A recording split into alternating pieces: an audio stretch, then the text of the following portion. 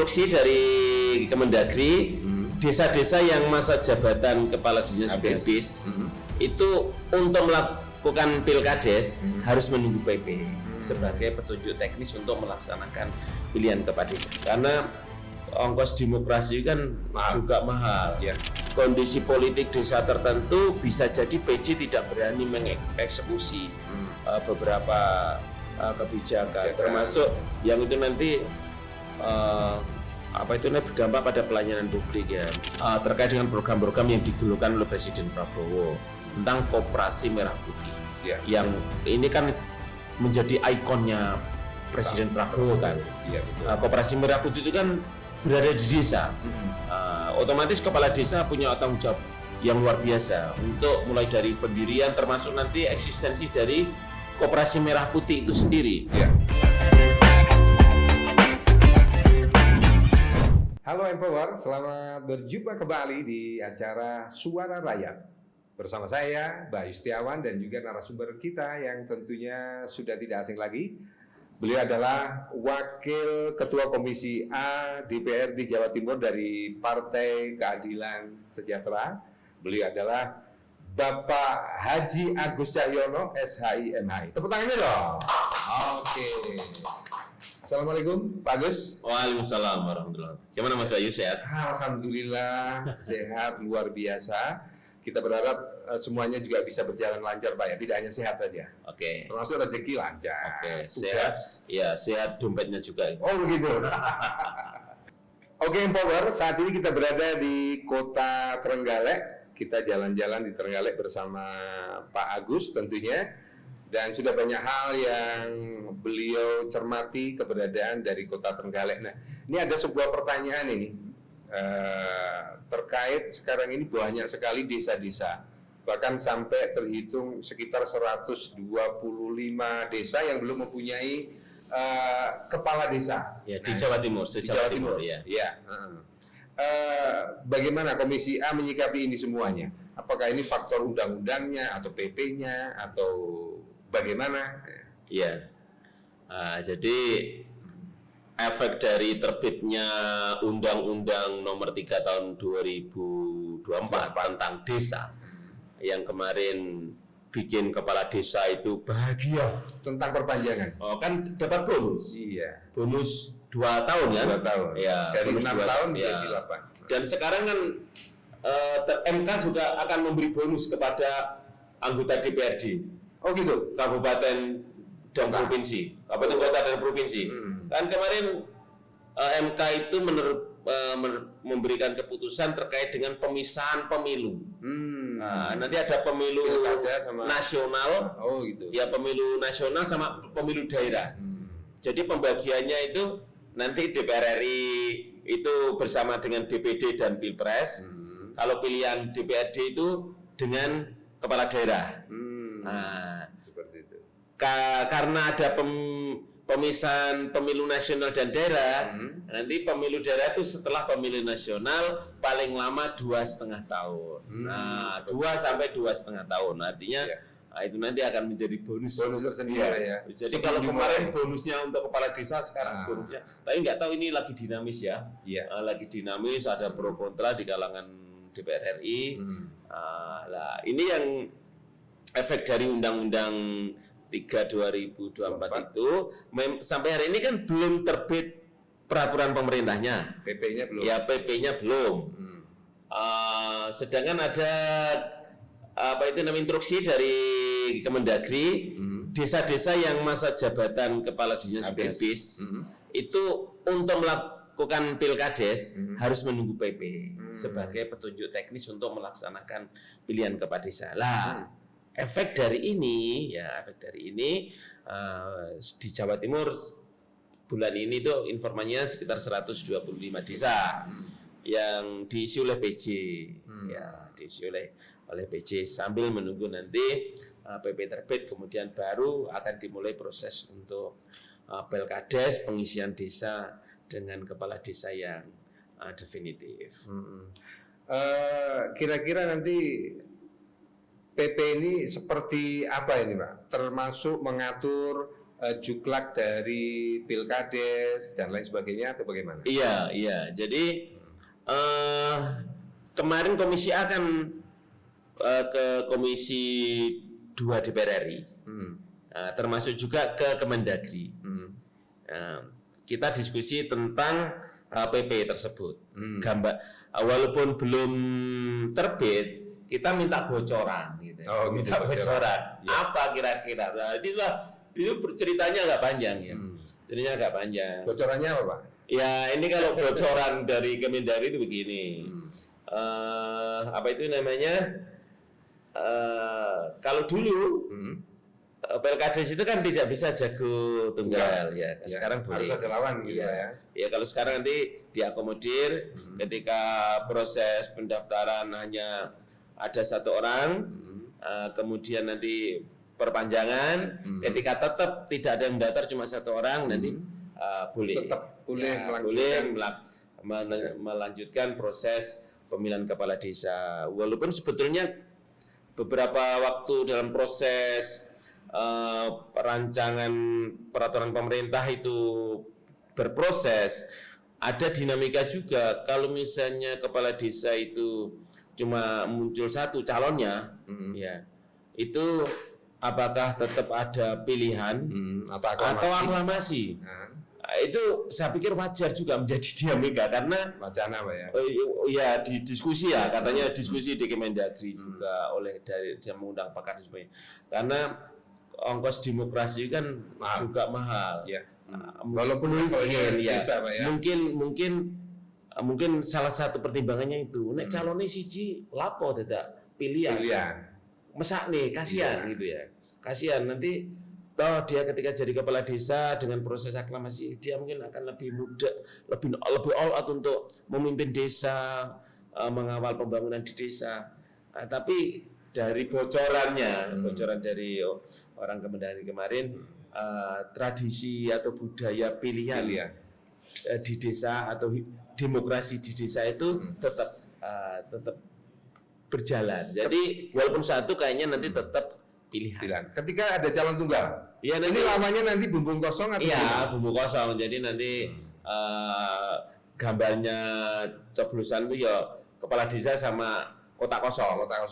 Ketika misalnya saja ini ternyata yang menang kotak kosong, gimana Pak? Nunggu PP aja. Jadi jadi nunggu PP ya, nunggu PP. Saya ini kan hanya bocoran ya. Bocoran kan sidik Mas. Oh iya. Ya, bocoran itu sidik. Belum keseluruhan. Jadi gambarannya begitu. Apa itu namanya? PP itu memberikan aturan teknis terkait dengan Pilkades, termasuk yang kemarin dinamika terakhir, pembahasan terakhir terkait dengan jago tunggal itu. Kalau Komisi 2, Komisi 2 sudah memanggil, ya, sudah diskusi sama Kemendagri.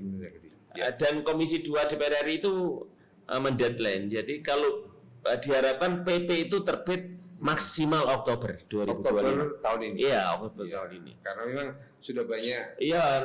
Kemarin ceritanya dari Kemendagri itu 5.000 lebih di Indonesia. Maksudnya data se-Indonesia nasional 5.000 sekian desa itu yang memang belum ada kepala desa yang definitif dan lain sebagainya. Ya, sekarang kan kalau belum ada kepala desa definitif kan diisi oleh PJ. Walaupun PJ itu sebetulnya punya wewenang yang sama. Ya, punya wewenang yang sama seperti kepala desa. PJ biasanya kiriman dari kecamatan gitu. Ya. Atau mungkin SK Bupati. Oh, dari SK Bupati. SK Bupati nanti menunjuk ASN yang ditunjuk untuk menjadi PJ kepala desa. Sebetulnya wewenangnya sama dengan kepala desa, tapi termasuk dalam mengeluarkan anggaran kebijakan. Iya, termasuk pelaksanaan APBDes itu punya wewenang yang sama bisa. Cuma kan gini ya, psikologi masyarakat desa.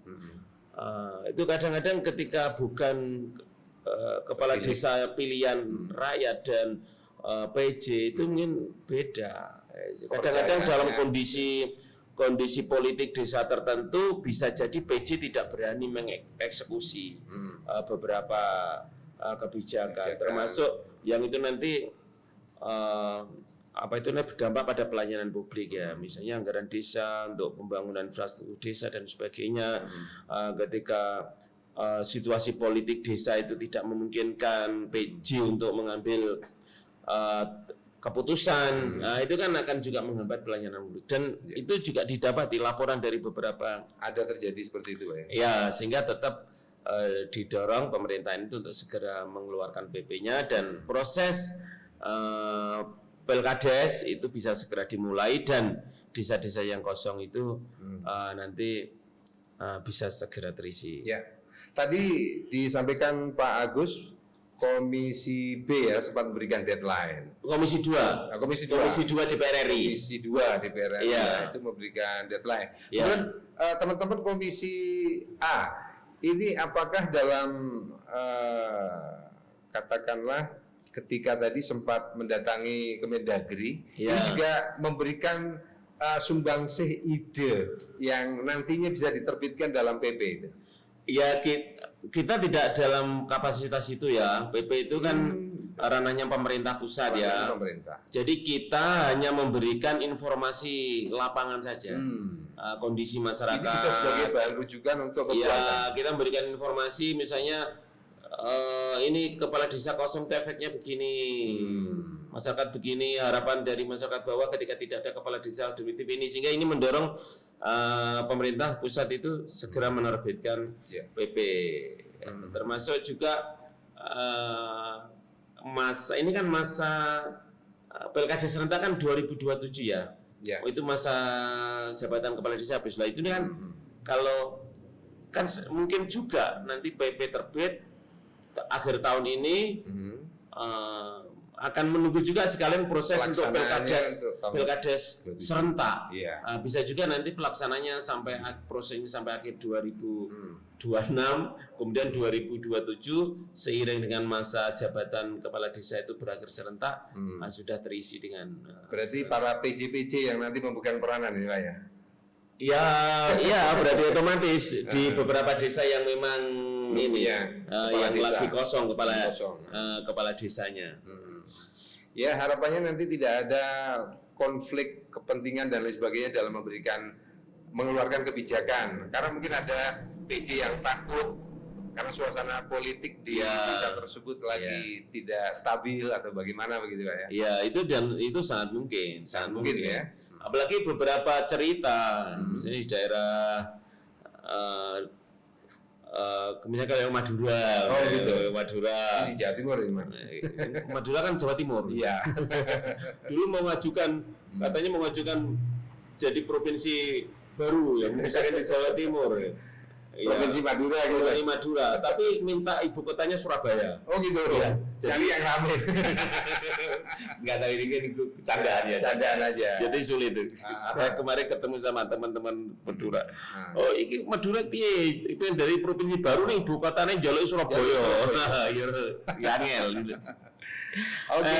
Jadi gini, kayak beberapa cerita di beberapa desa misalnya di wilayah Madura.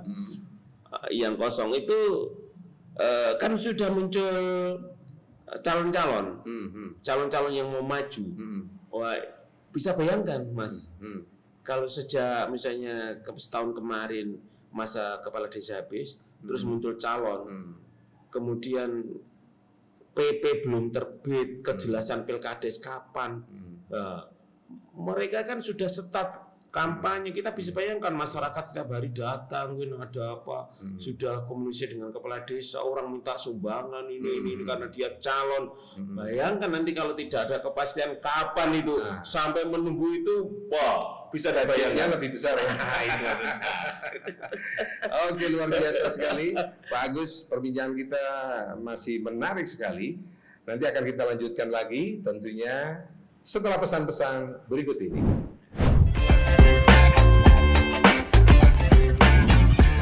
Oke, M-Power masih bersama M-Radio dalam acara Suara Rakyat. Kita masih jalan-jalan di Kota Trenggalek. Saya tidak sendirian, masih bersama Bapak Haji Agus Cahyono, SHI MHI. Beliau adalah Wakil Komisi A DPRD Jawa Timur dari PKS. Betul ya Pak ya?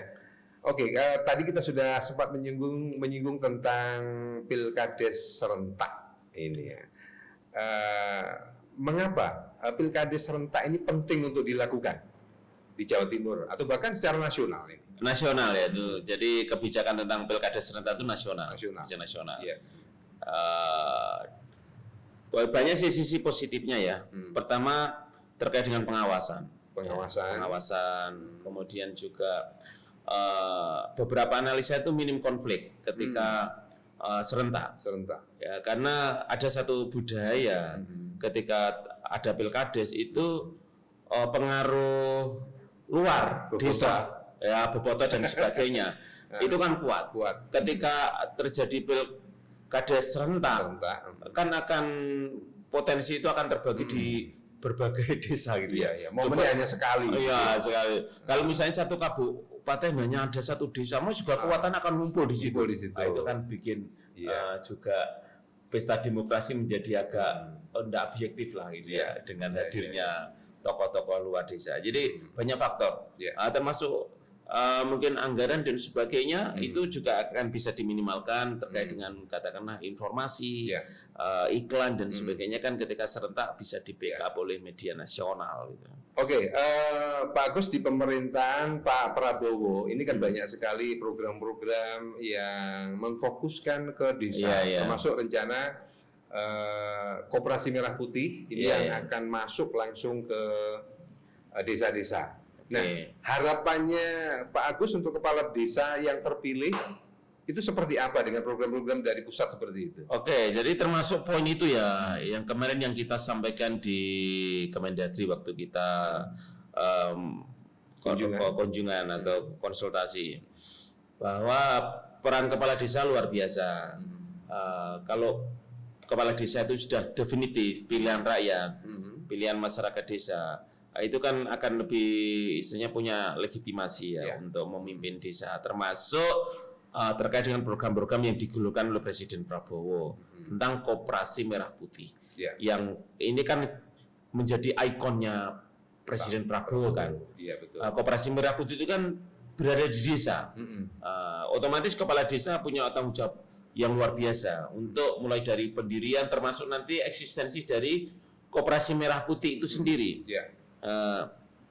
Karena harapannya Koperasi Merah Putih itu juga menjadi menjadi kepanjangan tangan program-program pemerintah pusat untuk mensukseskan beberapa program unggulan, misalnya swasembada pangan swasembada pangan itu Koperasi Merah Putih berperan juga untuk misalnya sampai membeli gabah petani, hasil pertanian, kemudian proses pengolahan sampai menjadi misalnya beras produksi jadi pengolahan hasil panen harapannya Koperasi Merah Putih itu berperan jadi memberi gabah petani, proses mungkin penggilingan sampai hanya packing menjadi produk beras desa ini sampai itu bukan sekedar produk dijual. Bukan mungkin termasuk produk-produk yang lain. Misalnya ada di situ ada UMKM apa di desa, itu memberikan berperan Koperasi Merah Putih, termasuk juga mungkin pertanian, peternakan itu harus mengambil peran yang maksimal. Termasuk juga bisa di wisata desa, bidang-bidang lain, Pak ya.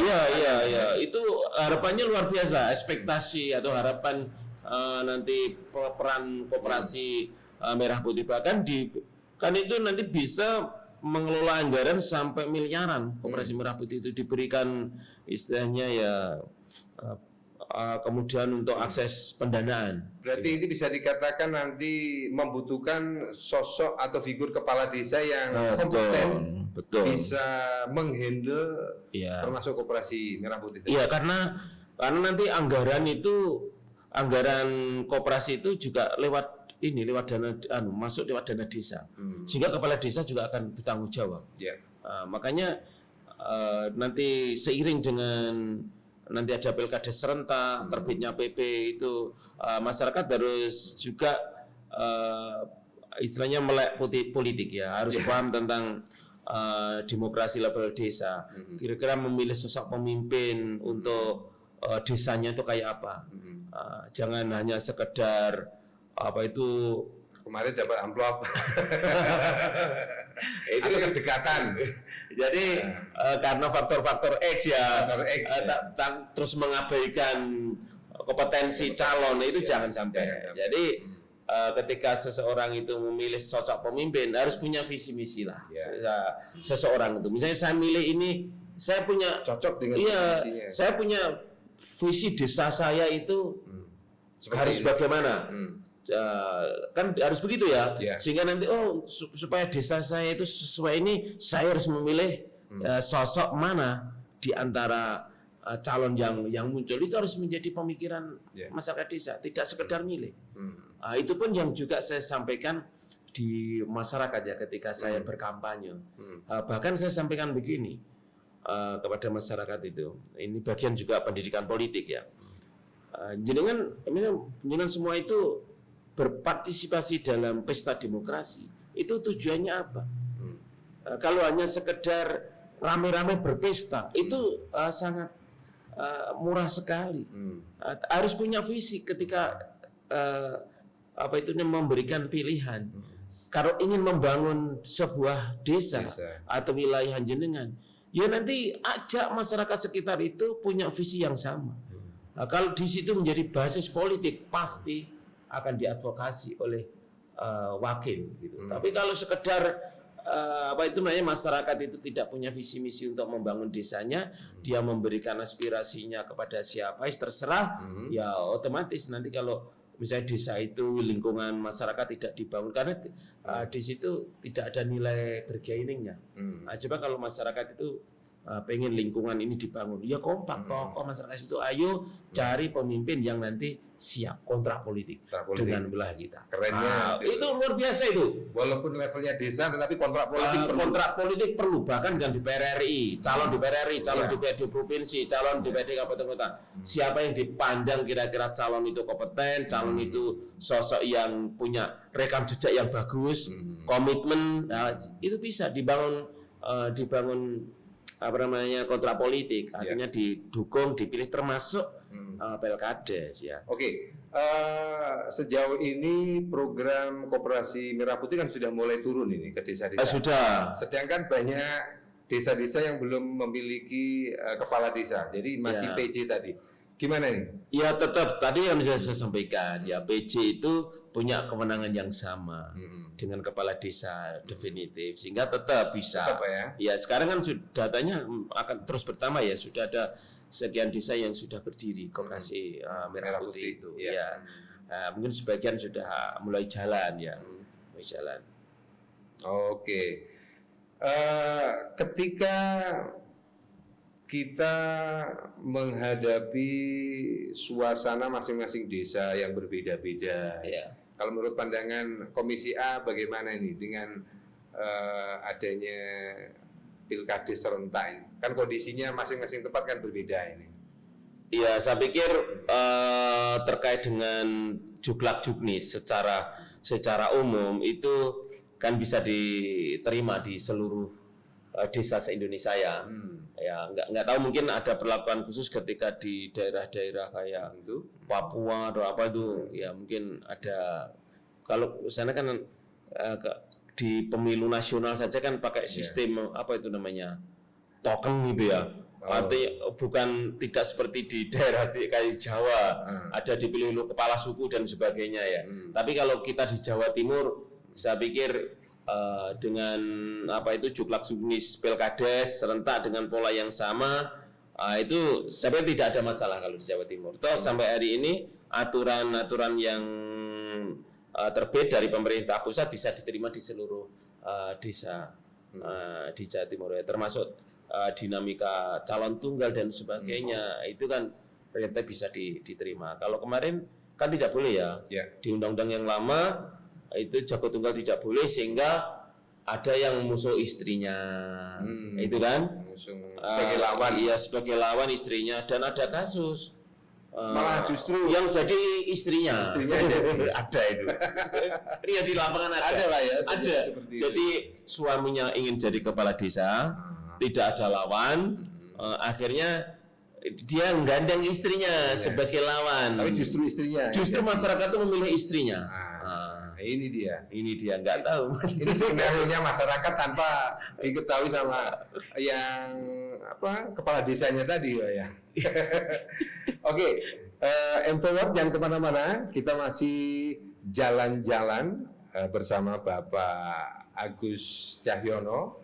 Beliau Wakil Komisi A DPRD Jawa Timur dari PKS. Kita akan lanjut lagi setelah pesan-pesan berikut ini.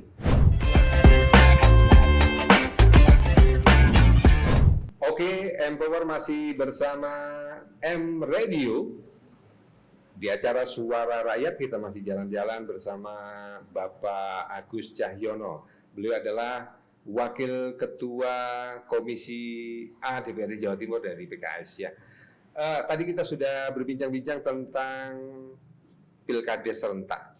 Nah, kira-kira nanti apa yang menjadi kendala ketika Pilkades serentak itu digelar?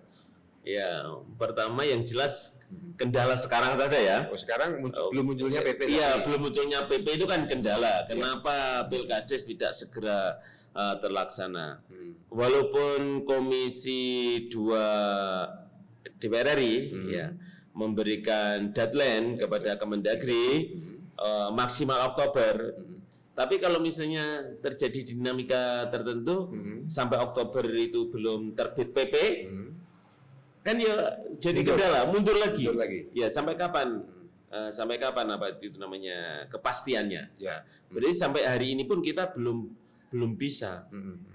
Kapan Pilkades serentak itu tahapannya bisa dimulai? Itu nunggu PP. Dan Oktober itu bocoran saja. Ya, nanti kita akan bisa memastikan kapan tahapan Pilkades itu akan bisa dimulai ya setelah PP itu terbit. Itu kendala yang jelas ya, kendala yang pertama. Ya, kendala yang kedua ya anggaran, saya pikir itu juga menjadi prioritas juga. Ya prioritas dan harus wajib sifatnya harus disiapkan di APBDes ya. Dan itu kalau misalnya PP-nya belum terbit, ketika nanti disiapkan di APBDes tahun berapa, kalau 2026 ya ini kan juga bagian daripada kendala. Jadi memastikan anggaran itu akan segera dibahas di APBDes 2026 itu kan juga kepastian PP itu menjadi bagian daripada keyakinan untuk penganggaran. Kalau kendala-kendala yang lain sih ya mungkin klasik ya, pesta demokrasi level apapun itu kadang ada kendala-kendala mulai ya rawan kecurangan, kemudian crash antara pendukung, ya perpecahan di masyarakat, kemudian kampanye gelap yang menimbulkan terancam ketertiban masyarakat ya. Kalau money politik itu nggak tahu itu berkah atau berkah bagi warga, berkah atau musibah ya. Karena bisa mengganti waktu ketika datang di TPS tadi itu, Pak. Anggap aja seperti itu, Pak. Jadi itu budaya kita ya. Sudah membudaya ya. Oke. Kalau bicara tentang Pilkades serentak tadi, Pak, apakah Komisi A ini mendorong pelaksanaan Pilkades serentak juga untuk menghindari politisasi yang berlebihan tadi? Kita sempat singgung juga. Iya. Jadi secara regulasi kan juga mengamanahkan tentang Pilkades serentak, ya, Pilkades serentak. Termasuk nanti pengisian 125 desa di Jawa Timur. Kita kan sekarang masih menunggu terbitnya PP. Kemudian 2027 itu sudah ada Pilkades serentak. Ya, kita nanti akan lihat rentang waktunya terlalu jauh atau tidak. Ya, rentang pengisian 125 desa itu dengan Pilkades serentak di 2027 itu rentangnya terlalu jauh apa tidak? Mereka bulan apa? Belum ditentukan. Lah kan nunggu PP kita. Ya, gitu ya. Jadi ngisi 125 desa itu. Ya. Data sekarang nggak tahu nanti bulan depan bisa juga bertambah. Nah, karena kasus-kasus tertentu atau masa jabatannya habis atau meninggal atau permasalahan yang lain sehingga kepala desa itu diberhentikan kosong ya. Nah, kita kan nggak tahu. Jadi kalau PP nanti terbit, kepastian terbit kapan, kemudian tahapan pengisian kepala desa yang kosong itu kapan, dilihat juga jadwal pilkades serentak di 2027. Itu saya pikir kalau rentang waktunya tidak terlalu jauh, ya bisa juga kita serentak sekalian pengisiannya. Yang 2027 geser sedikit ke depan tanpa mengurangi masa jabatan, ya. Kemudian juga dengan pengisian dari desa-desa yang sejak sekarang sudah terjadi kekosongan. Tapi kalau rentang waktunya katakanlah bulan-bulan ini terbit PP, ya. Terkait Undang-Undang Nomor 3 Tahun 2024 dan aturan Pilkades sudah jelas, Komisi A sih mendorong untuk segera. Iya, segera desa-desa yang kosong itu segera terisi. Jadi motivasi kita sejak awal begitu. Kita datang ke DPR RI, ke Kemendagri itu regulasi diperjelas dan segera diisi.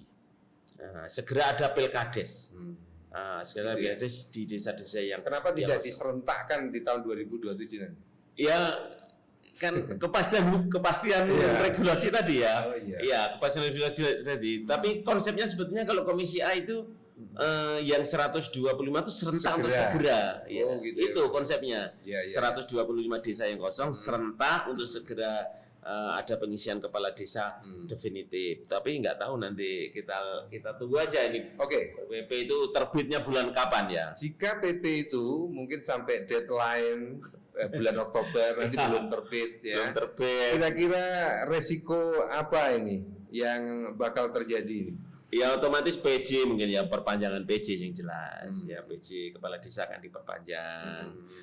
Kalau desa itu kondisinya fun-fun saja, baik-baik saja, tidak ada dinamika politik, saya pikir ya tidak akan terganggu pelayanan publiknya.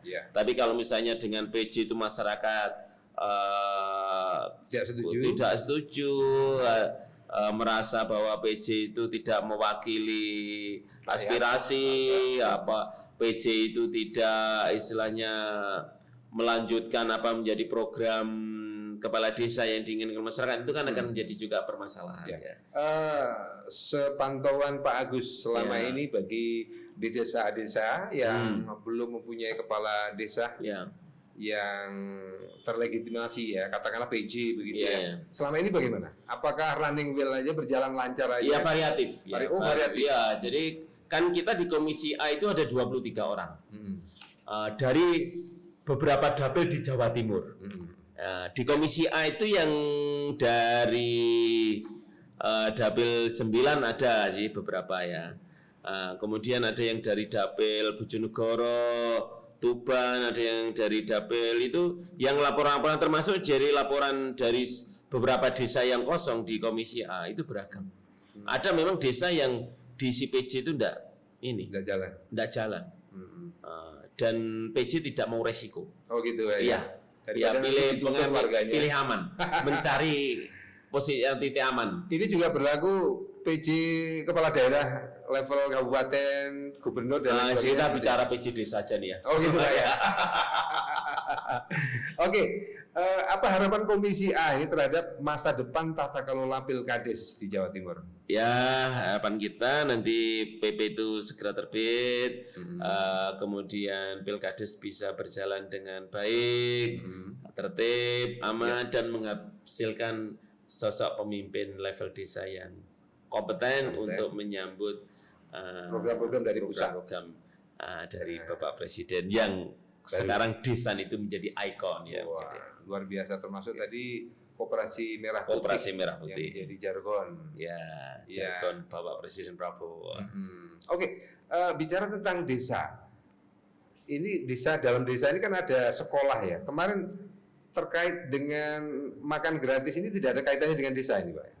Kalau sepengetahuan. Tidak, beda ya. Departemen Dinas Pendidikan aja. Jadi zona MBG itu tidak berbasis desa kayaknya. Tidak berbasis desa. Jadi Diknas Pak ya. Itu pengelolanya ada pengelolaan khusus, kemudian nanti kayaknya berbasis kecamatan ya. Setiap kecamatan tuh mungkin ada beberapa titik dapur untuk apa itu namanya mengeksekusi program MBG itu. Tidak sampai ke level desa ya. Oke, itu hanya intermezzo aja Pak, karena itu merupakan program andalan juga dari Presiden kita Pak Prabowo bersama Koperasi Merah Putih tadi ya. Yang terakhir ini apa closing statement terkait perbincangan kita tadi tentang Pilkades serentak? Ya, jadi sambil menunggu terbitnya PP, ya bagi desa-desa yang belum ada kepala desa yang definitif ya tetap berjalan ya seperti biasa, karena PJ pun juga memiliki kewenangan yang sama, jangan sampai terganggu proses pelayanan publik di level desa. Oke, luar biasa. Banyak hal yang sudah disampaikan oleh Pak Agus, semoga memberikan manfaat bagi kita semuanya, khususnya warga desa nanti dalam memilih calon kepala desa yang harus kompeten Pak ya. Karena memang program-program dari pusat membutuhkan kompetensi seperti itu. Oke, terima kasih. Empower, kita ketemu lagi di lain kesempatan. Wassalamualaikum warahmatullahi wabarakatuh. Waalaikumsalam.